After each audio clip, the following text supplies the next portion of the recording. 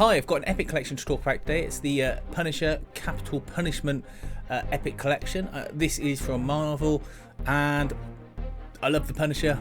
I love reading his stories in epic collection format because they feel more sort of flickable through.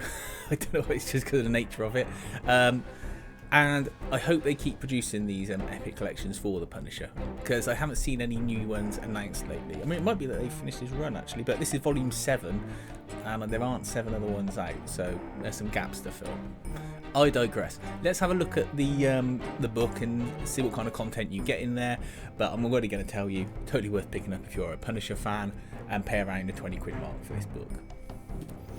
So, the Capital Punishment Epic Collection has been out for a while now. I just picked this up because it was massively overpriced in a lot of places, and then I saw it come up for around the £20 mark on eBay for a new copy. You get the markings on the back as you do with all the normal Epic collections, and you get the nice sort of inlay with other ones to buy and a good layout of what all the issues are. Now, this Epic collection starts off with a fantastic story called G-Force that has the Punisher within the first few pages jumping down on a car, crushing some bloke who was going to sexually abuse a woman. Then he's shooting up heroin to try and capture someone, trying to withdraw from the heroin. It goes hard fast, this book. And then you end up with him going to a shuttle launch site and astronaut testing facility where he gets put through the normal sort of, I say, Bond villain list of things, you know, like the G-Force machine and all of that. There's even a snake that makes an appearance, and then he gets shot into space. I mean, this is within the first, say, 10 pages. This story don't hang around. Anyway, there's violence, there's fun, there's drugs, everything sort of X-rated you can think of in this.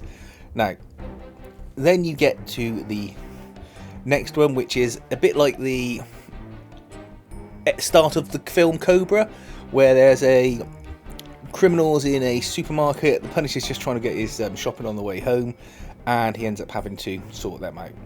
Then you get into the meat of it, the Euro hit story. This is an 8-part story, and it's by Dan Abnett and Andy Lanning. And essentially, every issue is the Punisher going through a different country in Europe, trying to track down the bad guys. It's funny. It's got some good jokes in it. They aren't taking it massively seriously, but it's still got all the sort of Punisher violence, the Punisher action. It's got some good bad guys in there. You got a guy with a sort of chain gun, rotating machine, Gatling gun for an arm. It's all in there. You get the Kingpin in it as well. He gets hooked up with a woman that he's on this adventure with, and there's even a sort of Euro Punisher, this black guy that obviously Frank doesn't like, but he ends up coming to respect.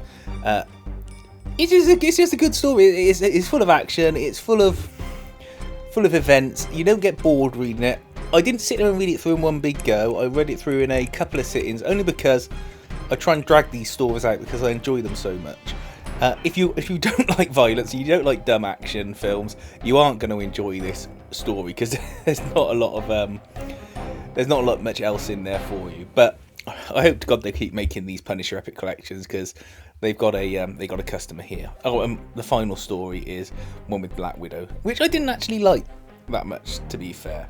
But look, if you see this epic collection and you can get it, whether it's in the sales where these epics tend to be going quite cheaply now online, or just new, get it.